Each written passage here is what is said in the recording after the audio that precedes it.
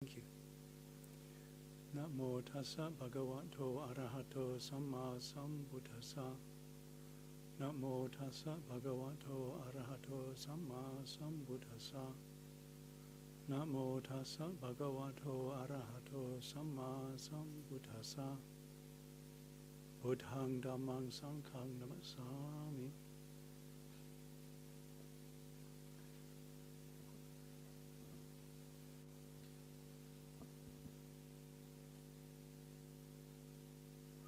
So this is the 27th of December, is that right? And we're here at the Buddhist Library, a center for education. I'm grateful that Venerable Dhammaratana has given us permission to use this. And can you all hear me? If you can't hear me, please. Okay. It's very comfortable. I can talk quite quietly. I'm very grateful that you're here and we have this opportunity to reflect on the teaching of the Buddha. I've been told that this is a time that many people will go on holiday or not be in Singapore. So maybe this can be a treat for those who've stayed behind, and I hope that I can say something that's useful and be available for any questions that you may have, because sometimes questions can help me understand a little bit more where you are and what might help you.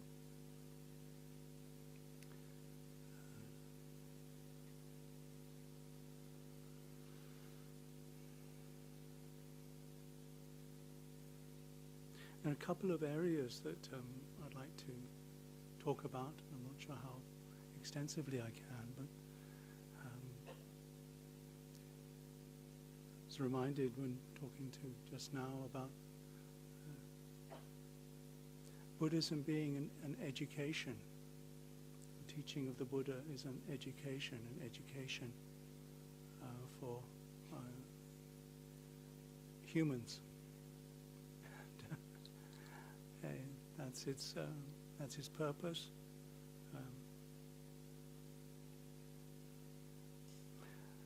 And one of the ways that Ajahn Buddhadasa described humans, you know, when you look up something, you try to work out what its purpose is. What's this for? What's this for? How am I supposed to use this? What's the handbook? And maybe you don't bother to read the handbook and you just go straight into using it. And I think for many of us, being human is something we've gone into without really reading the handbook. And we don't know really what its purpose is.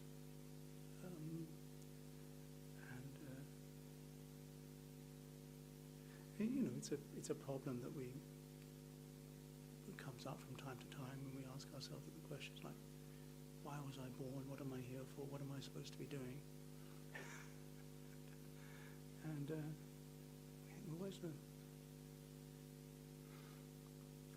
and one of the great Buddhist masters, Ajahn Buddhadasa, said that Buddhism said about humans are happiness creators. And we think, well, what's that about? And we certainly were happiness seekers. The first thing that we recognize is we have faculties. We have eyes, ears, nose, tongue, body, and mind.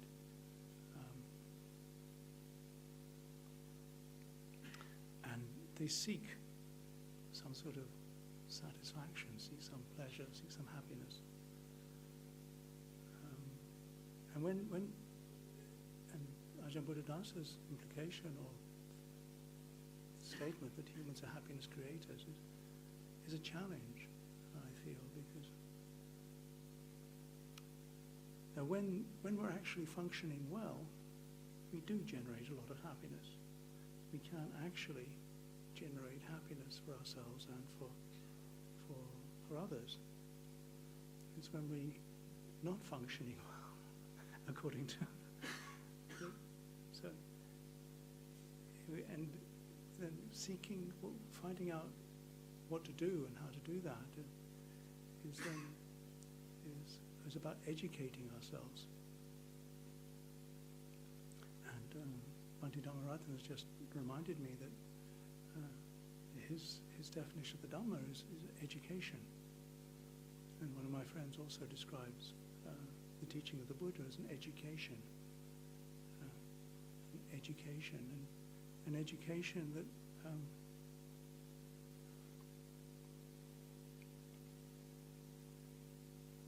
is about educating our body, how we behave, educating our speech and how we speak, and educating our mind, educating the emotions and the movement of the mind.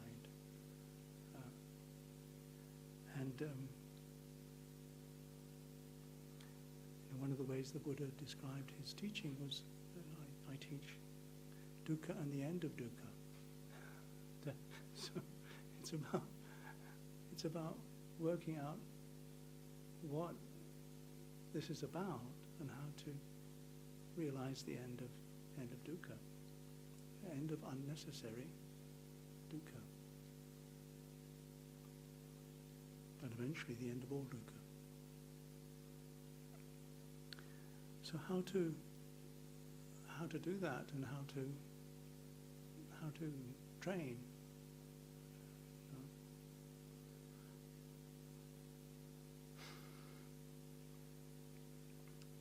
We have to start where we are. We have to start here and now. We have to start with this moment, this experience, because this is the only place we can really fully be.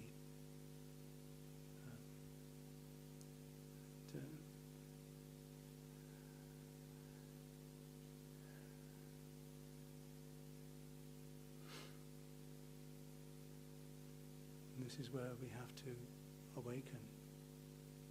This is where awakening takes place. But on a sort of more practical level, we have this, and we recognize that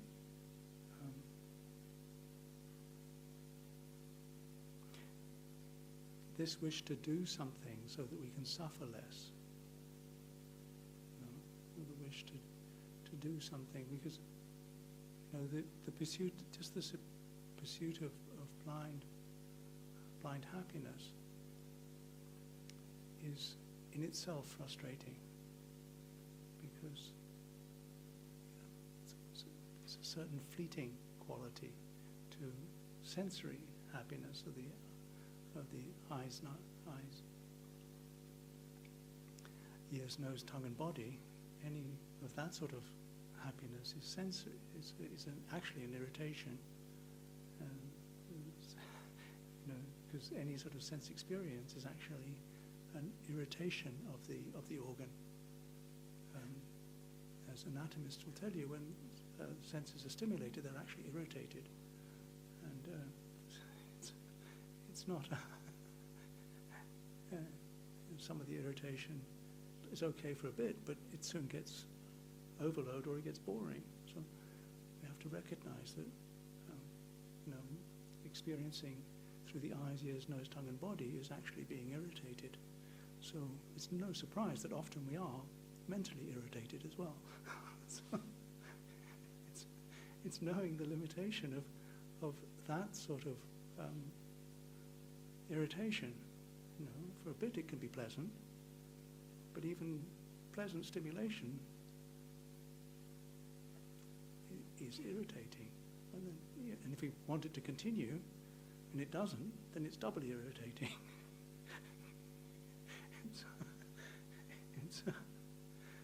Or if because we add the mental bit to it. Yeah? So it's just recognizing, and if we take as our beginning, the root of all stress, the root of all pain, the root of it all is actually ignorance. Ignorance is not knowing what's going on. And, real ignorance, or ignorance, double ignorance, is not knowing that we don't know. That's a double dose of ignorance, because when we don't know that we don't know, then it's really difficult to find out.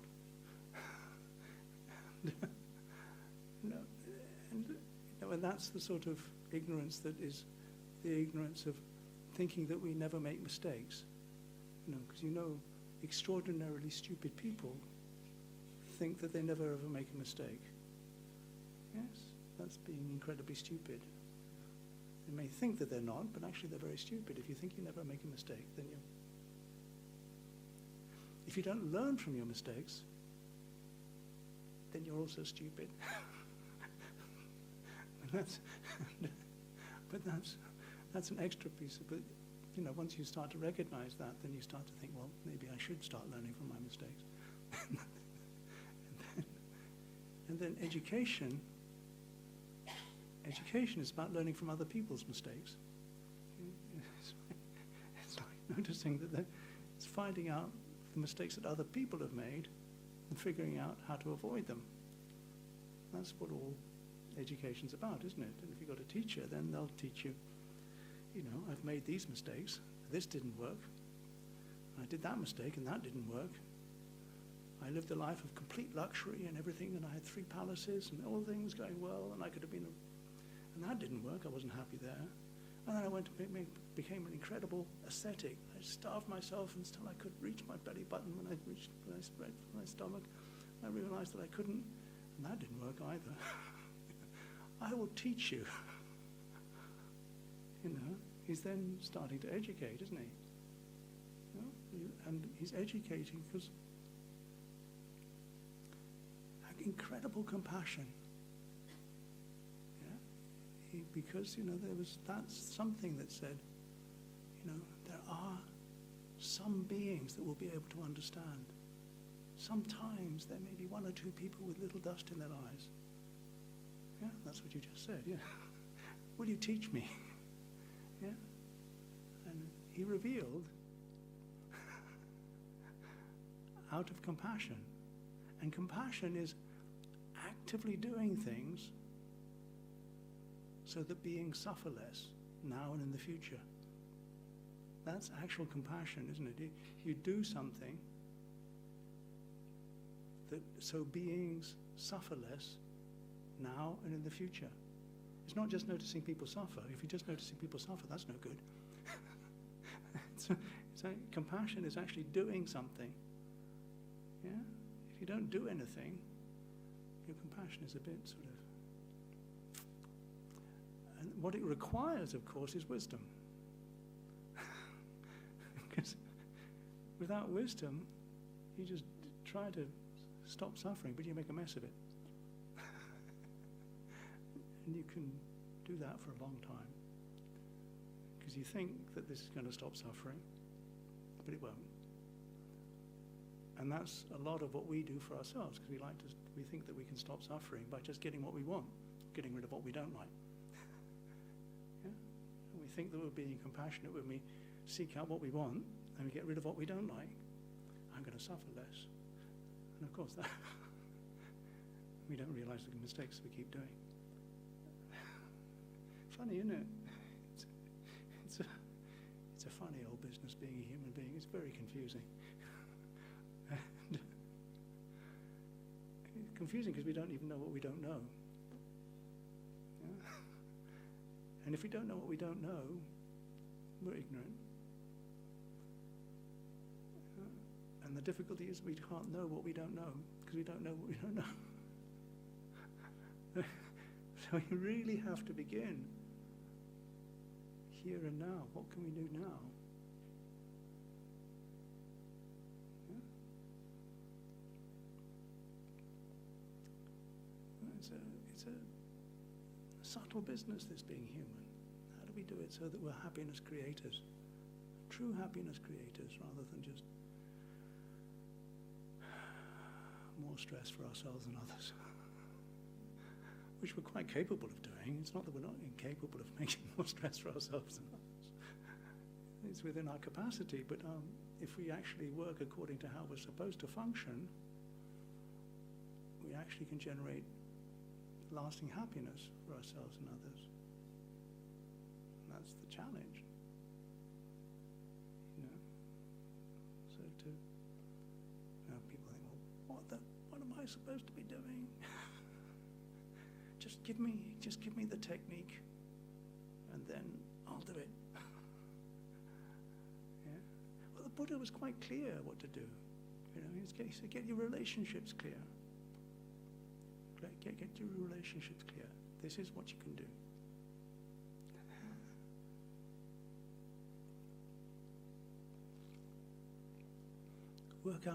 Work out a proper relationship to the education, to the Dhamma. Work out a relationship to the Dhamma that makes one's life worthwhile, that ennobles it. Make it something that's noble, has value. Not something that's makes more stress and is worthless and ultimately unprofitable. You want to get a good return on this life, make a profit. so your life is make it worthwhile. The relationship is reasonably clear from the first sermon. There is stress, there is dukkha. This is the nature. Getting started on something is dukkha. Getting old is dukkha. The end of something is a pain. Sickness is dukkha. Being irritated is dukkha. Not getting what you want is dukkha. Keep going from one thing to the other. It's dukkha, it's dukkha, it's dukkha. Taking anything personally is dukkha, frankly. Form, feeling, perception, conception, and consciousness, root, vedana, sanya, sankhara, vijnana. Taking any of it personally is going to be stressful. Okay, well that's a start. Well, what am I supposed to do with that? Know it. Understand it. Don't pretend that it isn't or work out something else. This is how it's supposed to be. Dukkha is this. This is dukkha. Okay. Don't try to pretend that it isn't, that it's supposed to be different. Actually understand it. Be humble about it. It's not supposed to be different. Oh, I wish it was different. I wish my body would always do exactly what it wanted me to do. I wanted it to do. Yeah, I wish my body didn't have anything embarrassing about it or never caused me any pain.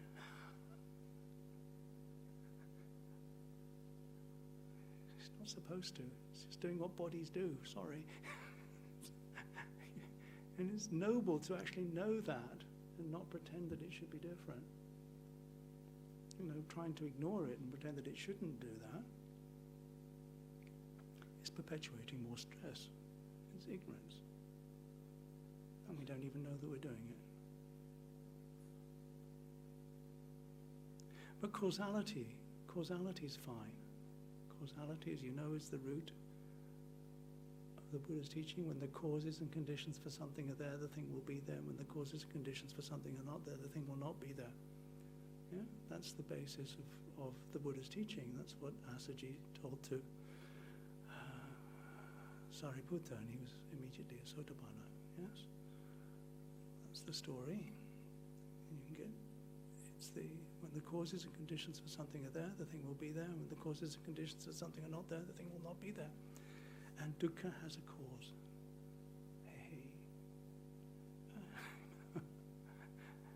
The cause is the sense of compulsion, thirst. If only I get this, then I'll be happy. This is what I really need to get happy. If just this happens, then I'll be happy. If I just get rid of this, then I'll be happy. If I get rid of this, then I'll be happy. If I get rid of my ignorance, then I'll be happy. If I just do all the right things, then I'll be happy. Yeah? That's a cause of dukkha. The next thing's going to make me happy. The next thing's going to make me happy. The next thing's going to make me happy. Just if I listen to one more Dhamma talk, then I'll be happy. The next upgrade, then I'll be happy. The next bit, then I'll be happy.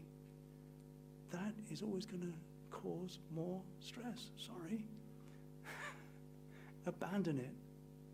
Abandon it. Abandon it. It's like this. It's not, it shouldn't be that way. I shouldn't want the next thing. And you're making it more complicated, aren't you? You just recognize it. It's like this. Abandon the cause. What? You mean I shouldn't want anything? I have to practice not wanting anything. Well, if I don't want anything, then I'll be happy. I want to not want. It's making it more complicated. Yeah? I want to not want. No. It's like this. Yeah? The noble way to relate to it is to abandon it. Yeah? You leave it. It's not you get rid of it. You just abandon it. It has its own rhythm. If it begins, it ends. When the causes and conditions for something are not there, the thing will not be there. When you've finished eating, you no longer feel hungry. Yeah? When you finish drinking, you no longer feel thirsty. It's not that you shouldn't want to drink, you shouldn't want to eat. Do you recognize when you really practice the Dhamma, you don't no longer feel that something has to happen in order for you to be happy. Yeah? It's not that you don't want things to happen. It's not that you don't plan. It's not that you don't work things out. It's not that you don't listen to Dhamma talks because you enjoy it. It's not that. It's just that you don't make the mistake of giving more and make it a compulsion. This is going to work. Okay? It's like this. You want to get somewhere. What do you need to do? So, to the cause of suffering, you abandon it. The end of suffering, because when the causes and conditions are not there, the thing will not be there. The suffering ends. There is an end of suffering. Whoa, that's more exciting, isn't it? Yeah. What is that? It's no longer being compelled or passionate in the sense of blinded by compulsion, viraga. It's noticing where things end. Notice what's not suffering now. Lupa Sumedho speaks a lot about that, about notice what's not suffering. Now, a lot of our suffering is around thinking. A lot of our unnecessary suffering is around thinking. So, what is not thinking? It's not. I have to stop thinking, because that's a thought. But notice what's not thinking.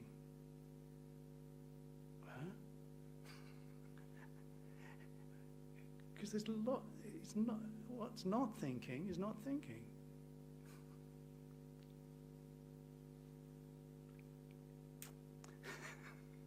You can't think about it. But you can notice it. It's like you notice where the pain is, and you notice what's around the pain. You just like, you notice, one of the things is, Ajahn Sumedho talks about is noticing space. In this room, what are you looking at? What's the most important thing about this room, without which there could not be this room? People say the walls, the ceiling, the floor, the people in it, the people who built it. Of course, the space is what's necessary. is what you don't notice. Yeah? And when you're ignorant of something, that's a cause of stress. Yeah? And being ignorant of what is not thinking is an incredible cause of stress.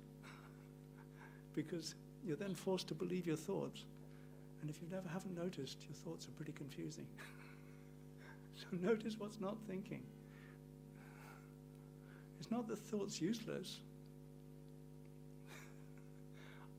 Because if you have the thought that I shouldn't think, then that's another thought. But notice what's not thinking, because the thoughts, I'm somebody, I have to do something, and I'm not sure if it's the right thing to do or not. And that goes round and round and round and round and round, doesn't it? And then the other one is, he or she is somebody, they need to do something, and I'm not sure if they're going to do it or not, or if they can do it. Once you get caught in that, the pain is endless. There's not a way out of pain out of that. And it's, I shouldn't have that thought. It's another thought. It's just the nature of thought to be like that. It's not that thought should be any different. Thought is like this. But what's not thinking? Where does thinking end? Where does the pain end? And a simple case is, if you've got a headache, yeah? One of the ways to deal with a headache or deal with a headache, notice what's not got the headache. The headache's up here. Yeah? But what's not feeling the headache? Notice the space around things.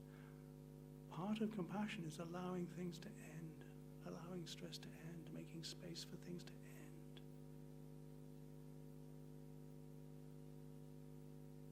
Where does thought end?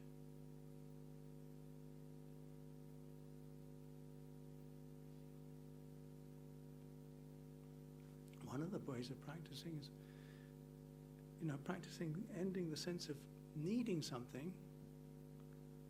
And this is why a lot of the Buddhist thing is about generosity, because one of the ways of experiencing the sense that I don't need something is to give. Yeah? It's one of the ways of experiencing the sense of I don't need something. Yeah? If you give something, in that moment of giving, you experience a sense of, I don't need this to make me happy. It's very difficult to give.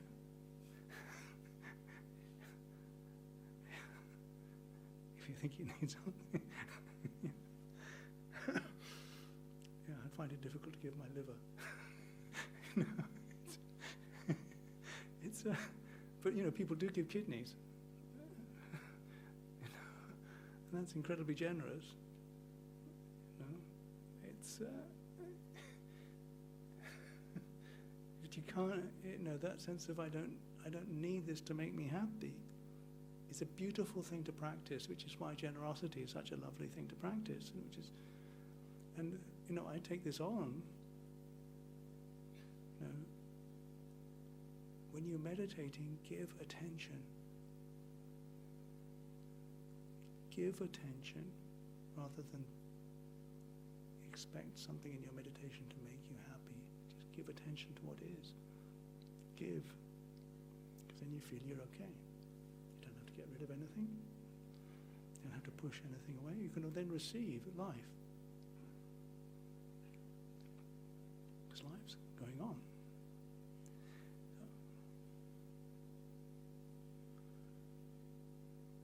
Experience freedom, relinquish and experience freedom, and don't make problems about things.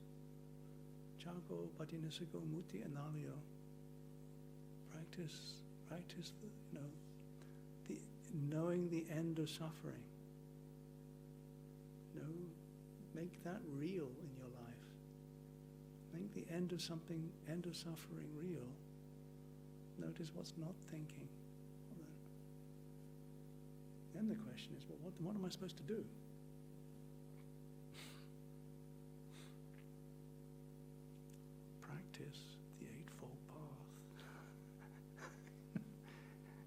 It's just the Four Noble Truths, isn't it?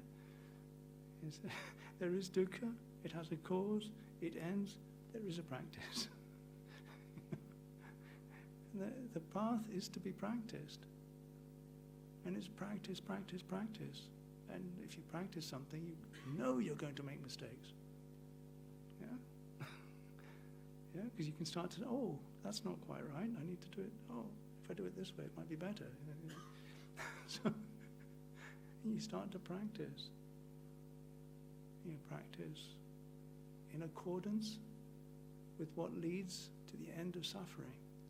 The Dhamma leads to the end of suffering. The Dhamma, when practiced well, leads to the end of the suffering. It's something that you know now, here and now. It's in every moment. Yeah? It's outside of time. It's somehow beautiful or encouraging or inviting. The truth is something that it's waiting to be revealed. And it's somehow beautiful when a truth is discovered, even if it's difficult, it's like, it's like that. It's like this is how it is. And there's a sense of, even if it's going to be difficult, there's a sense of peace, and then only you can know it for yourself. Yeah? Only you can know it for yourself, and if you really want to know if you realize the truth, then how is it your relationship with yourself and others? Are you making more stress for yourself and others? Is that something that's happening in your daily life, or is it something that's decreasing? It's not that there won't be stress, because stress is the nature of this existence. What are you actually making more, or are you actually, wholesome qualities actually increasing and unwholesome qualities actually decreasing? That's the test of your spiritual life. So you practice a view, a paradigm, or an assumption about life, that if you do good, there will be good results. If you do things that are good and skillful, there will be skillful results. If you don't have that assumption, then it's really, really easy to not do anything skillful. But if you actually have that basic assumption and you practice it, that doing helpful and skillful things will lead to good results. So, good assumption. I come from somewhere. There are causes and conditions. There may be things that I don't understand. There may be beings and realms that I don't understand. There is the possibility of liberation. There is somebody who can teach me. That's the basis of mundane or ordinary right view to be practiced. And that's the liberating right view is, this is uncertain. This is uncertain, anicca. This is dukkha, and I don't need to take it personally. Insight into the three characteristics is what will liberate. Yeah? That's the insight into the Four Noble Truths will liberate. Practice of the Four Noble Truths will liberate. That's the ratchet around which the Eightfold Path works. Sammaditthi. Sammasankappa, of course, is the intention. Is this going to be skillful, or is this going to be unskillful? Is this not cruel? Is this beating myself up or beating other people up? Is this exploitative or not? Is this thought and this intention, is this going to work or is this not going to work? Yeah, in terms of, is it less suffering for oneself and others? That's the intention or the thought. Sammasankappa. Samavacha, the speech. How am I communicating? Is this gossiping, backbiting, making a nuisance of myself, lying, communicating in ways that are not that are actually going to make more stress for myself and others? Samavacha. Samakamanto, actions. Are you killing your parents or are you not killing your parents? No, don't do that. Don't kill human beings. Don't try to kill things. Don't try to exploit things. Don't misuse your sexuality. Don't steal. Don't do things with your body and speech that are actually going to make more trouble for people. This is the way. This is what to practice. The basis. And then look at your livelihood. How do you get your livelihood? And it's really difficult to practice completely right livelihood. The basis is not to lie and cheat and make a nuisance of yourself with your livelihood, but giving up the livelihoods that are actually exploitative of animals and alcohol and drugs and poisons and killing and stuff. And to give that up, that's my thing about vegetarianism is not so much for the. I try to encourage people to practice vegetarianism, as some of you know, not so much for the sake of the animals, because the animals aren't making bad karma. I encourage vegetarianism, so for the sake of the humans that are involved in the trade, because they're the ones making the bad karma.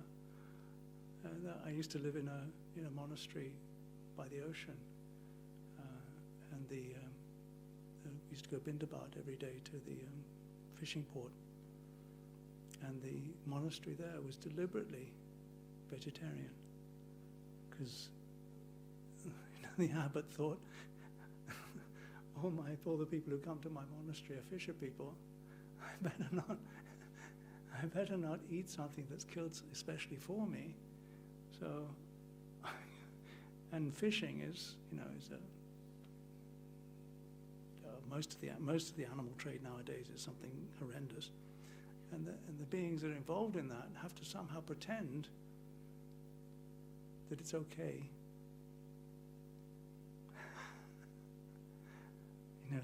That life is not sensitive, and life doesn't.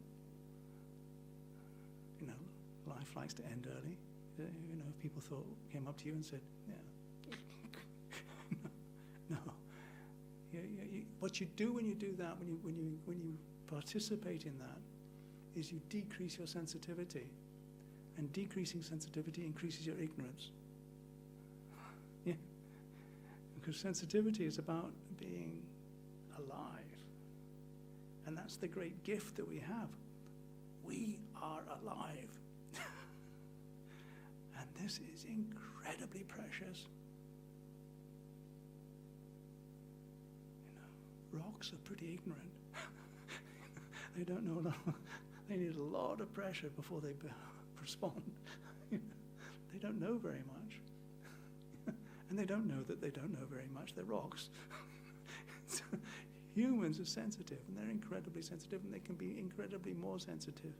And we don't even know how sensitive we can be. We really do not know how sensitive we can be. No? And humans are incredibly sensitive, and somebody like the Lord Buddha was so sensitive. Amazing sensitivity, but also amazing upekkha. Upekkha that was so tuned, so equanimous, and so sensitive that anything he would just know immediately. And yet so sensitive. So sensitive. When we think of sensitive, we think of, what's sensitive? Jittery. No, his sensitivity was still.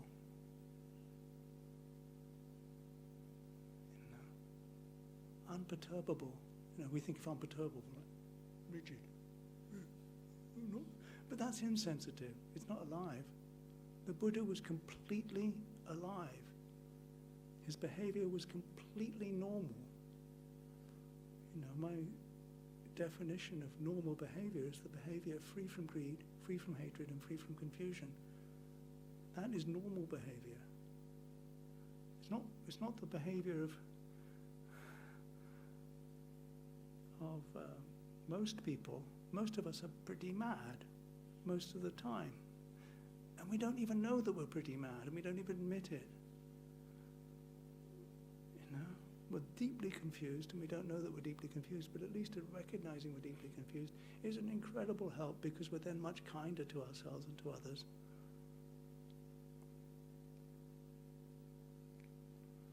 We can actually make an effort to not perpetuate habits that are actually unskillful.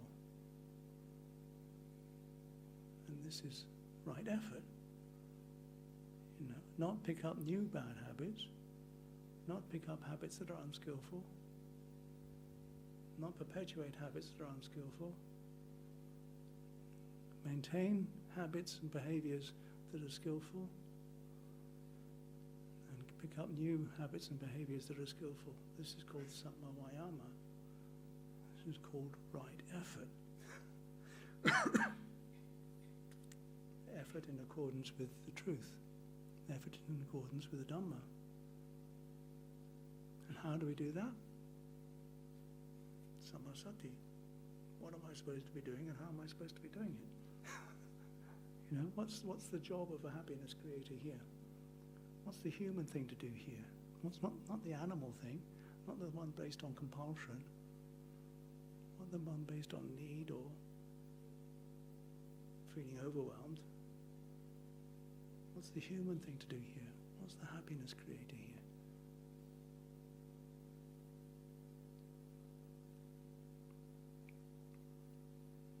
What's the results and how am I going to do this? What's the right thing to pay attention to? How the body's moving, what the feelings are doing, whether I'm going this way or that way, what's happening with the senses. What's the tone of the mind? How's that working? And keeping in mind the Dhamma. Keep in mind the four foundations of mindfulness. This is where Sammasati works. In terms of what's skillful and what's unskillful, in terms of the satipatthana. You can be mindful and be very unskillful, but that's not helpful. That's not sammasati. You have to be, mindful breaking into safes and that sort of stuff, or mindful being stupid. But it's sammasati is sati that leads to the end of suffering. It's in accordance with Dhamma. It's in accordance with the four foundations of mindfulness. Do you know if you're breathing in or breathing out? Or you've forgotten? Knowing your breath, knowing simple things, keeping yourself in the body, in the feeling, in the movement of the mind, in the tone of the mind.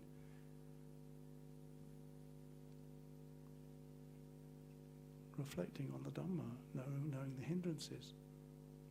Knowing the way around the hindrances, knowing to learn from the hindrances. And continuity, keeping it going, keeping it going, keeping it going. Continuity is really important. Sammasamadhi, living a life free from the hindrances, free from being pulled around by not understanding stuff, not being able to see clearly, having a perspective on what thinking is, so you're not caught. Sammasamadhi. Keep it going, keep it going, keep it going. Keep practicing. This is what humans can do. Generate happiness for themselves and for others. Make causes and conditions so that beings suffer less now and in the future. The Lord Buddha was supreme in generating causes and conditions whereby beings suffered less now and in the future. He gave the Dhamma and the Vinaya. He gave the teaching and the training for humans, and this allows humans to suffer less now and in the future. It's incredible, incredible teaching, incredible gift. The Buddha didn't collect any royalties.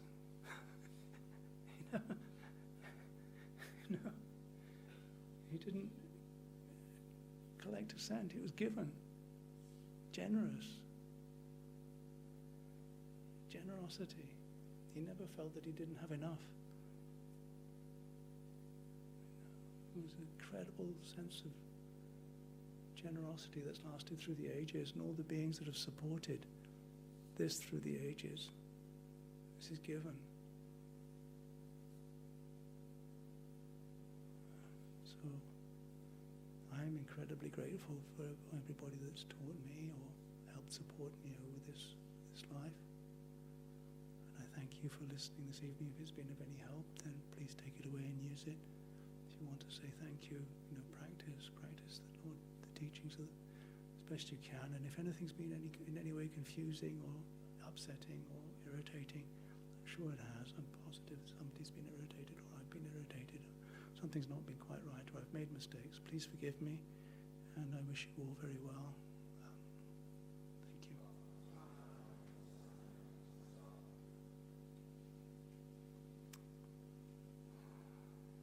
Okay. Yes, if there are questions, then I'll be happy to see what I can do, and I don't promise to answer any. Or sometimes one of my friends used to say, let them ask questions, but you don't have to answer them. I'll be happy to receive them. Sorry.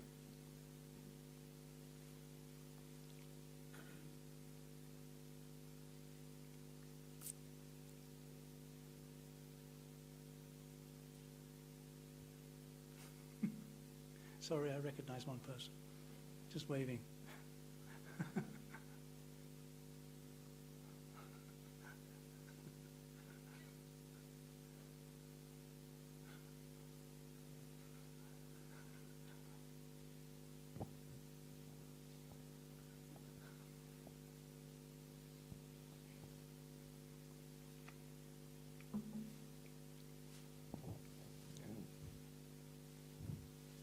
Thank you, Bhante, for your excellent teachings.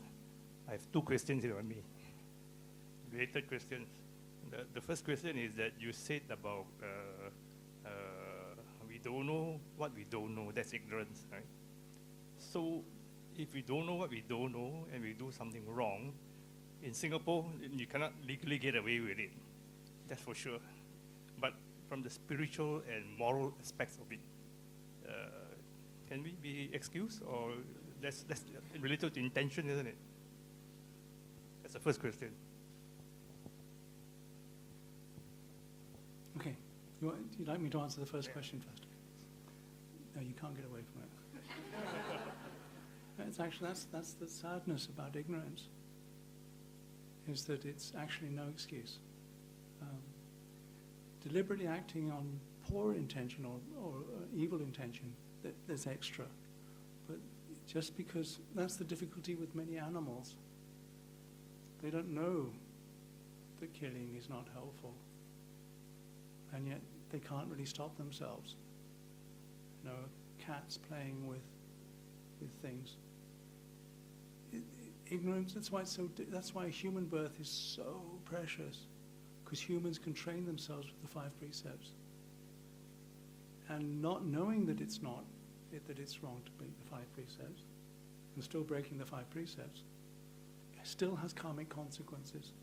If there's intention, depending on the intention and that and how it goes around. But yeah, you don't get away from karmic consequences just because you don't know that there are karmic consequences. And you know, just as if you can't read a sign and it says danger, landmines ahead, you still get blown up. You walk on just because you can't read it, it doesn't mean that doesn't have an effect. Sorry. No, I can't read, the landmines won't affect me. Yeah? It doesn't work like that. Yeah, thank you. Okay, the second question, which is also related, is that you mentioned about the Buddha was very normal. He was very sensitive to all these sufferings and what is happening in the world. Whereas most of us are mad, we are insane, which is, you said, most of us are mad, and really insane. I would use the word insane. So that's what's happening to the world now. Actually, the insane is the normal here, and the normal is the abnormal. So how are we going to overcome this in this world? It's not supposed to be different. It's not supposed to be different. If everybody kept the 5 precepts, then this wouldn't be a human realm. It would already be in the Deva realm. No, it's not supposed to be different. The world is like this. Even the Lord Buddha couldn't stop all sorts of horrible things happening in his lifetime to the humans around him. And you know, part of our stress is thinking that it shouldn't be this way. Part of it is recognizing that there needs to be things like laws and stuff like that, but expecting everybody to be enlightened. I mean, I'd love everybody to be completely enlightened. You know, if every blade of grass was completely enlightened, I wouldn't have to do anything. The selfishness of the Bodhisattva. every blade of grass is enlightened. I don't have to do anything. I don't need to worry about it. The selfishness of the Pure Land is that everything's teaching us the Dhamma right now. Everything is teaching us the Dhamma. We are already in the Pure Land. It's not supposed to be different. The human realm is like this. It's confusing. It's got just enough suffering. It's got just enough opportunities. There is the opportunity to learn. It is possible for beings to be completely awakened. There are completely awakened beings. There is somebody who can teach. That's samadhi. Practicing that is actually thinking it can be done. Do practice that, and it means practicing it. So when you feel, I don't know what to do. There is the Lord Buddha. There are Arhats. I can't get out of this. Actually practice that thought as a view, an opinion, or as an assumption, as a belief. That will help you. If you think, no, there's no enlightened beings, hopeless, I can't read anyway. Nowadays, the Dhamma is so available. You can have the Dhamma streaming 24 hours a day through your headphones if you want. You couldn't 40 years ago. It wasn't possible. Nowadays, the access to the Dhamma is so much greater. Really make use of it. There's Sutta Central, which is a wonderful resource. There's all sorts of stuff that you can listen to in whatever language you want. There's good teachers. There's good access to teachers. It's much, much, much more available than it was when I joined 40 years ago. You're incredibly lucky. Appreciate that. Don't feel like you need more. There's plenty. Thank you.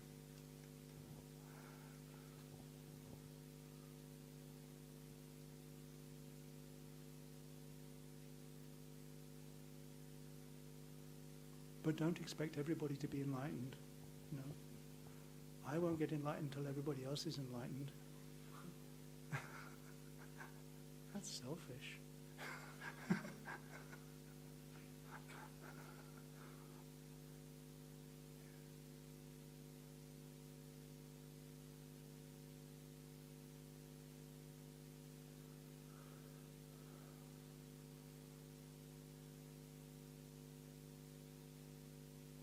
I allayed all your doubts, no more doubts. Sorry about that. I can try and answer questions about anything, but I don't, as I say, I don't promise to answer.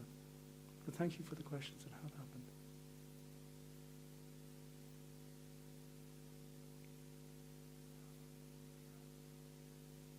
happened. Lagi satu.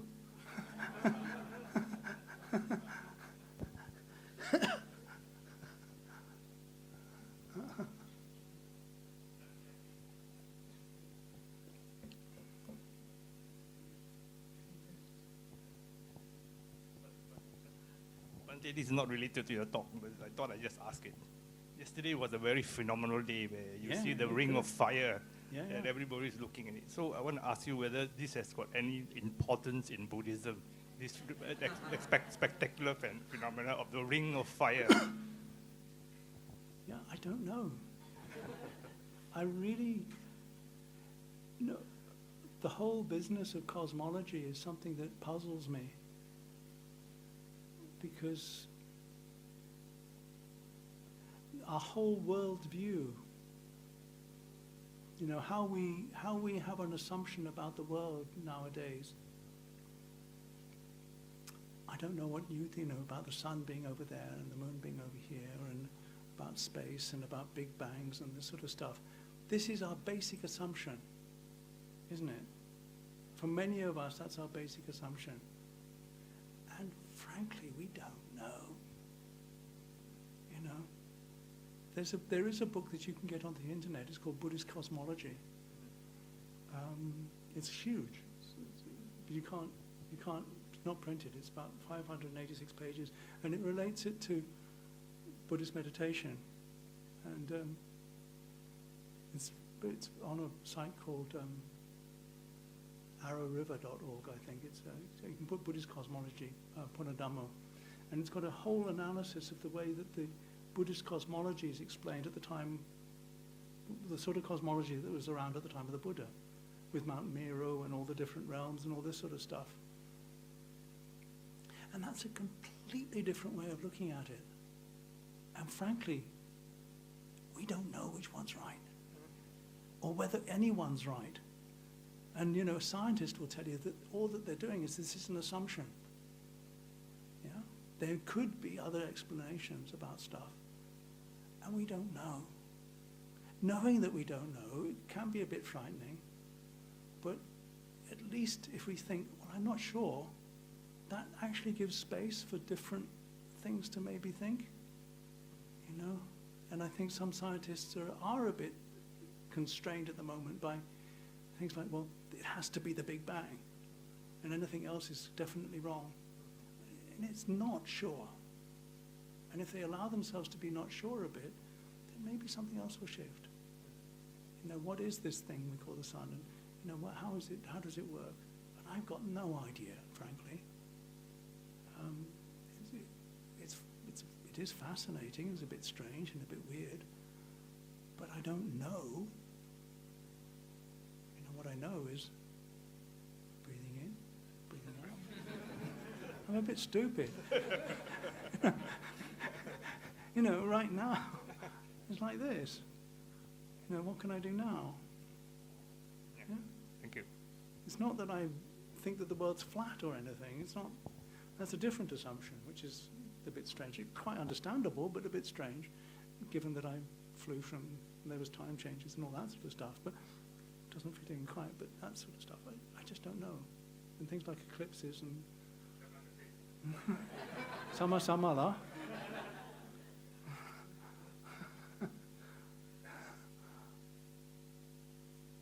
Yeah, Buddhist Cosmology. It's actually quite a good book. It was written by a friend of mine who realized there wasn't a good book about it. So he decided to research it, and he's a bit fanatical about that sort of things. He's a nice monk, Punadhammo. He lives in the middle of Canada, Thunder Bay.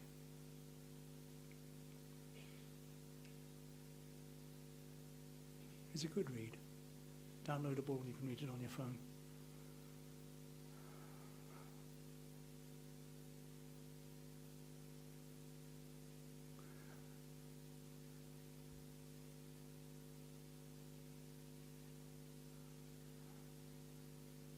Cukup? Do you need to go to makan? Okay. Sorry, my Malay is terribly poor. And I don't speak any Hokkien or Cantonese. Thank you all for your attention. I'm around for the next few days. If causes and conditions support, you can come and see me. Shall we show our appreciation by first saying 3 sadhus and after that the 3 vows?